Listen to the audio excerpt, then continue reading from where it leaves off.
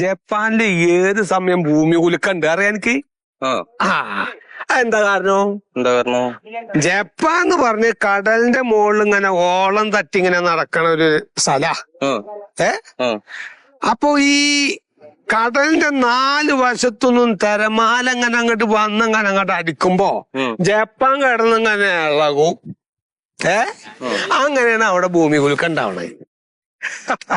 ഈ ശ്രീലങ്ക കടലിന്റെ നടുക്കല്ലേ, അപ്പൊ അവിടെ എന്താ ഈ ഭൂമി കുലുക്കം ഉണ്ടാകത്ത്? ശ്രീലങ്ക കടലിന്റെ നടുക്കാണല്ലോ. ശ്രീലങ്ക ഇന്ത്യ പറഞ്ഞുതരാം. അതായത് ശ്രീലങ്ക കടലിന്റെ നടുക്ക് തന്നെയാണ്. പക്ഷെ അത് ഇന്ത്യനായിട്ടൊരു കണക്ഷൻ ഇങ്ങനെ കിടക്ക. പഴയ കാലത്തുള്ളൊരു പാലം ഉണ്ടല്ലോ ആ ഇന്ത്യന്ന് ഈ ശ്രീലങ്കയിലേക്ക്, അതിന്റെ ഒരു കണക്ഷൻ എപ്പോഴും ഇങ്ങനെ കടലിന്റെ അടിയിൽ കൂടെ ഇങ്ങനെ കിടക്ക. അത് കാരണം അത് ഇളകൂല. ജപ്പാൻ അങ്ങനെയല്ല. ജപ്പാൻ വെള്ളത്തിൽ ഇങ്ങനെ ഓളം തട്ടി ഇങ്ങനെ നടക്കല്ലേ.